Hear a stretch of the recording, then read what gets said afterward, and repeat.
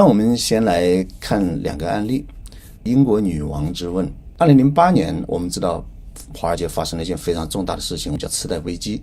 它以2008年9月15号雷曼兄弟破产为标志，随后席卷了整个华尔街，并引致整个资本主义世界的衰退，在次年引发了欧洲的主权债务危机。所以08年9月这场危机爆发以后，英国女王非常关心，随后在11月的时候，伊丽莎白二世就视察了伦敦经济学院，跟教授们讨论了当前的经济形势。伊丽莎白二世问了一个非常振聋发聩的问题，他说，经济学界有这么多聪明人，这么多经济学家，为什么就没有一个人能预测到经济危机呢？女王的问题当然会引起经济学家的重视，所以在时隔半年之后，2009年7月，一批非常知名的经济学家联名向女王致信，除了向她道歉以外，还向她解释了这场危机发生的原因。他们说，因为金融家成功地说服各国政府，并让他们自己也相信，他们已经完全掌握控制风险的有效办法。而现在看来，这已成为人们一厢情愿和傲慢自大的最佳例证。确实，人们就是这么傲慢。我记得当时很多非常知名的经济学家，也包括中国的经济学家，在电视上都说现在不会再发生1929年式的大萧条了，因为我们现在中央银行手里有很多武器，很多手段，我们的工具箱里面政策工具很丰富，所以我们可以对付所有的危机。毫无疑问，现在看来这是一种人类的傲慢。另一个例子，我们来看一个很典型的中国的乐观派经济学家林一夫教授。那我们知道林教授曾经担任世界银行的首席经济学家，在中国也是非常重量级的人物。那么我们看一下，在10几年以前，他对中国经济怎么预测。譬如2011年，他说中国经济20年后将达到美国的2倍。那我们看一下2011年20年后就是2031年。2031年我们现在离他的目标时间只剩下几年了。毫无疑问，我们今天看起来这基本上是不可能实现的任务。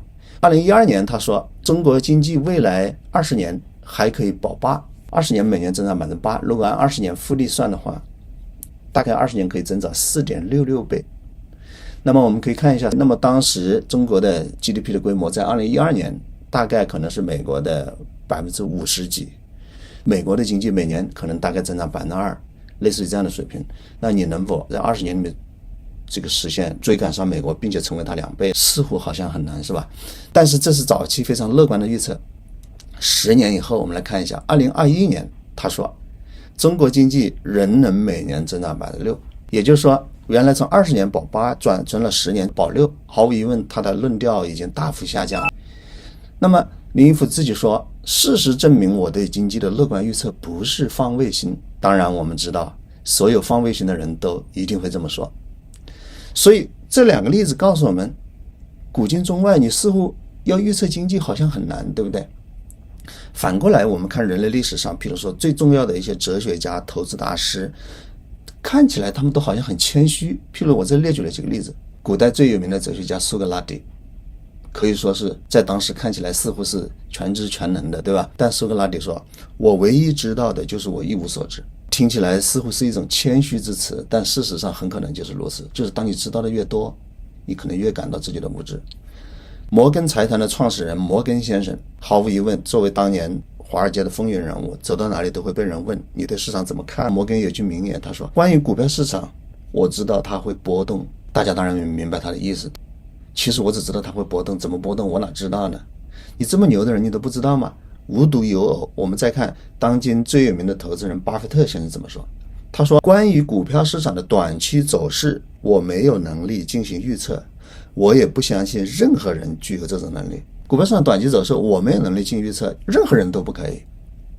这一句话就把经济预测、短期的股票预测基本上打进了死胡同。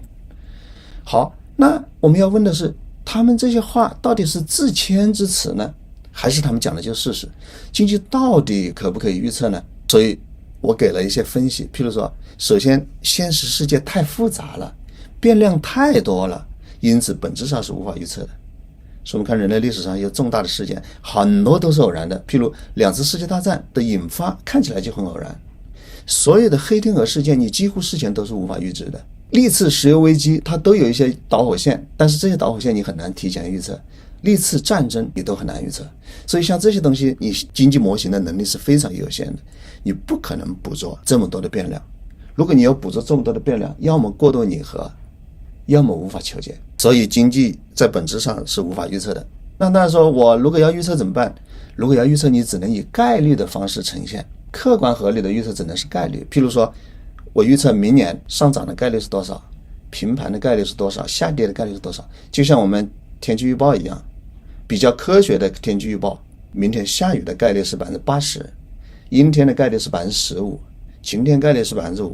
不过很遗憾，如果我们听到这样的天气预报，我们可能就不知道我明天到底应该要不要带伞出门。所以基于概率的预测，受众不喜欢，也不知如何使用。受众就喜欢笃定的预测结论，你越笃定显得你越可信，越有水平，而且我越好用，最好是你直接给我一个答案。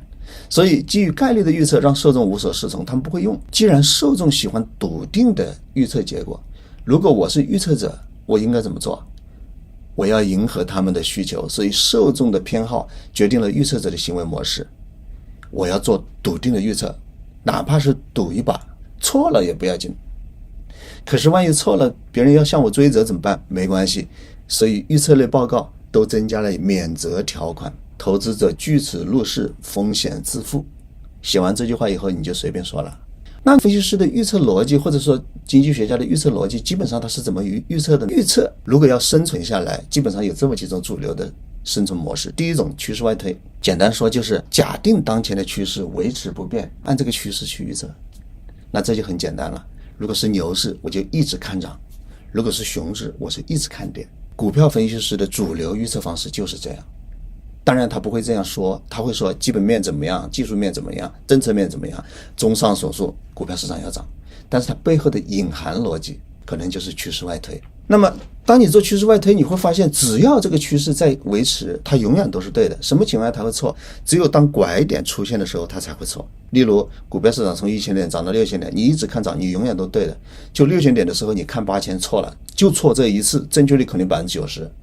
OK， 这是一种预测方式。如果对房地产来说更加如此，房地产是长周期的，它一涨可能涨10年，甚至可能涨20年。那么在很长时间里面，你可以一直对，而且赚得盆满钵满。如果有点潜规则的话，可能还能拿到开发商给你的钱。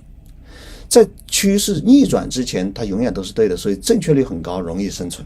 OK， 这是一种生存之道。第二种生存之道，我们叫均值回复，那就是我评估一个市场的均值，也就是估值，估出一个市场价值。高于这个价值我就看空，低于这个价值我就看涨。例如我假定上证指数的价值中枢是3000点，高于3000点我就看跌，低于3000点我看涨。那么这种预测它的结果是什么？它总有一天是对的。3000点我看跌，结果没跌，涨了，证明我错了，对吗？没关系，我认为它高估了，我就看跌。4000点继续看跌，5000点坚定看跌，6000点强烈看跌。 OK， 终于把它看下来了，回头一看，神预测。所以它也是一种生存模式，它很笃定，并且最终你会发现它是对的。第三种模式，量化拟合。有人说你那些都太主观了，我来搞一个客观一点的，用复杂的技术搞量化模型，然后用计算机帮我预测，通过复杂的量化模式实现预测，行吗？答案是它往往有一个很严重的问题，叫 overfitting， 我们叫过拟合。过度拟合就是把历史拟合的太好了，那么它的结果是什么？看历史太牛了，看未来全是意外。你只能看过去，你永远都是对的，你一看未来就出问题。这种预测有意义吗？没有。 OK， 那我们要讨论除了这几种预测模式以外，还有其他的预测模式吗？趋势外推它的正确率很高，关键时候出错。均值回复它最终肯定对，但是趋势中它总是错。量化拟合、过度拟合只能看历史不能看未来。还有别的方法吗？也许有，例如掷骰子，我们称之为随机预测。随机预测当然是毫无意义的。